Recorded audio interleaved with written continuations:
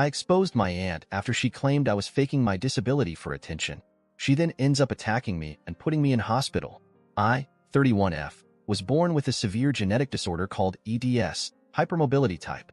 The illness varies greatly from person to person. Most can lead relatively normal lives with some pain and problems. EDS is essentially a group of disorders caused by defective collagen in the body. This results in a host of issues, including joint hypermobility, which causes joints to be so loose and unstable that they dislocate or subluxate, partially dislocate, constantly. Severe joint and soft tissue pain due to the constant dislocations and the resulting damage to the joints, among other things. Extreme chronic fatigue. Skin that bruises easily and, in thin areas, can even tear. Dizziness when standing up because my blood pressure drops rapidly.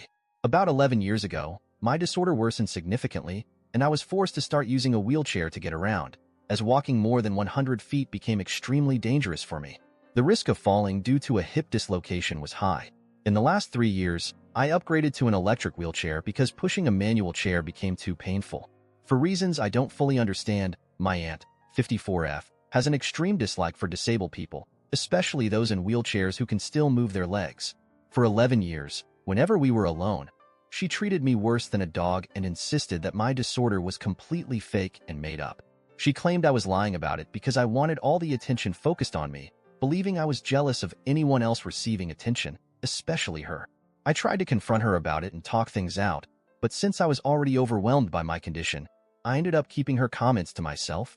Since I'm not confrontational and don't see her often throughout the year, I didn't want to burden anyone with it, especially as I already had to ask for so much help from the people around me, and my parents were exhausted from all the doctor's visits during that time.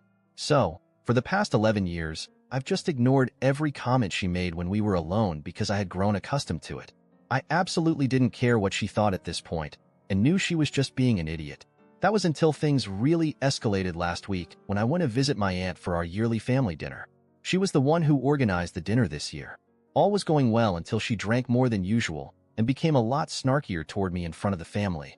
This caused some family members to call her out and tell her it was inappropriate and uncalled for. She silently fumed, giving me death stares afterward. My parents noticed this and kept an eye on her. Unfortunately, at some point, I went into the kitchen on the other side of the house to take a break from my aunt's stares and take my medication in private. My aunt followed me into the kitchen and closed the door behind her. I knew this wasn't good since she was clearly intoxicated, so I discreetly started recording the incident on my phone. Since the door was closed and we were far from the others, with many people talking loudly in the other room, no one could hear us, even if I screamed. My aunt began asking if I was enjoying being an attention hog and ruining her dinner by humiliating her. I slowly tried to maneuver my wheelchair toward the door while apologizing, telling her that wasn't my intention.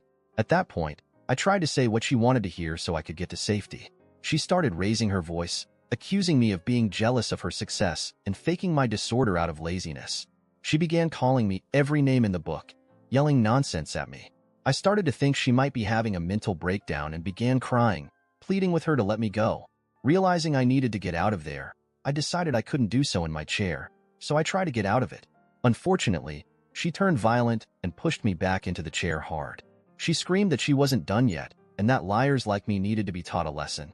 She started hitting me in the face as hard as she could, which dislocated my jaw. Then she tried to pull me out of the chair, dislocating my arm, but I fought back, so she failed. She then somehow managed to push my chair over on its side, causing my foot to get stuck behind the footrest. Luckily, my dad, noticing my absence and that my aunt was also gone, became concerned and began searching for me.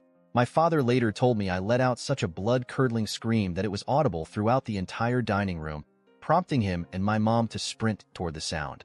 At this point, I was starting to lose consciousness from the pain. I remember my dad bursting through the door.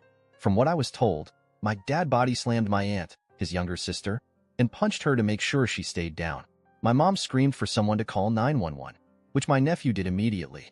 My mom then got me free from the wheelchair and tried to recall her first aid training.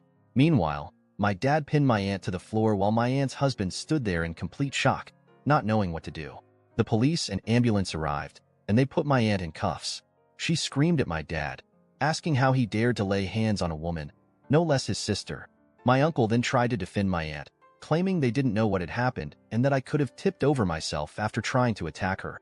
He insisted his wife would never do something like this and that it had to be provoked. He apparently said much worse things, but my parents won't specify what exactly. I regained consciousness at this point, likely due to receiving some strong pain medication. It's still a blur because the medication left me disoriented. I was taken away by the ambulance while my aunt was taken to jail. At the hospital, I was found to have multiple fractured ribs, a dislocated arm, and a dislocated jaw. I also suffered a concussion from the punches, but the worst damage was to my foot, which turned out to be broken. I also have cuts and scrapes everywhere because my skin is so fragile. Fortunately, the injuries weren't severe enough to require surgery, but with my disorder, it will take at least 10 weeks in a cast, followed by physical therapy, although my ankle will likely be permanently damaged. I feel guilty for ruining someone's life. I've gotten multiple voicemails from different numbers with her screaming how I ruined her life and probably their finances after this. My uncle is trying to save his own reputation by sticking to my aunt's side, but that's short-lived since he wants a divorce. A few family members and them are making me doubt if I've done something wrong here, so that's why I'm asking if I'm the a-hole. Edit. Also, for some of the questions, yes, we're getting a restraining order and pressing charges. The thought of her coming after me is too much. For people wondering how I was given pain meds when I wasn't conscious.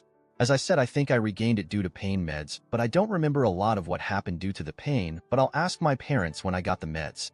My parents are reluctant to talk about how they found me and what happened because they'd rather have those memories buried instead of haunting me. The footage was handed over to the police and is backed up on multiple platforms. I'm currently thinking I'm going to sue since I have insurance that covers legal costs for me. TLDR. My aunt ended up putting me in hospital and severely injuring me because she thinks I'm faking my genetic disorder to get attention. I recorded the whole attack and put it online after they tried to say I'm lying and I attacked her. Now everyone in our family has gone no contact, even her church. Her husband wants to divorce her, so she's AITA for posting it online and ruining her life.